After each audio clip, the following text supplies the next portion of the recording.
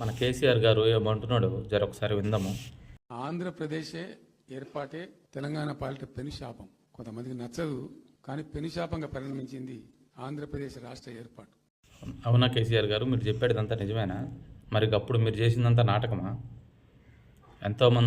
ఎంతోమంది అమరవీరుల బలిదానం మరణానికి కారణమైంది మీరేనా? ఎంతోమంది స్టూడెంట్స్ కేసులు పెట్టించుకొని వాళ్ళ జీవితాలు నాశనం చేసుకుని వాళ్ళ కుటుంబాలు రోడ్డు మీద పడిన దానికి కారణం మీరేనా? మీరే ఎందుకు అంటున్నానంటే, అప్పుడు రేపో మాపో లేదంటే గంట అరగంటలో చనిపోతామని చెప్పి నిరాహార దీక్ష చేసి నటించి ఇంతమంది బలిదానానికి కారణమయ్యి తెలంగాణ తెచ్చుకున్న తర్వాత 2 సార్లు అధికారంలోకి వచ్చి వేల లక్షల కోట్లు సంపాదించుకొని దోసుకొని ఇప్పుడు ఈ నాటకాలు ఆడుతున్నారు.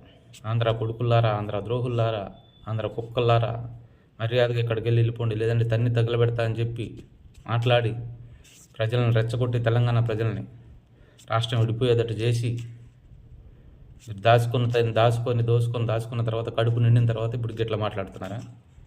ఇది కొత్త నాటకం అనుకోవాలా? అప్పుడు తెలంగాణ ముద్దు, ఇప్పుడు తెలంగాణ వద్దా? చూడండి తెలంగాణ ప్రజలారా, కేసీఆర్ గారు ఏం మాట్లాడుతున్నాడు జర వినండి. ఎలక్షన్స్ వస్తున్నాయి, ఏదో కొత్త నాటకానికి తెరదీస్తున్నాడు, జర చూసాయించండి అందరూ.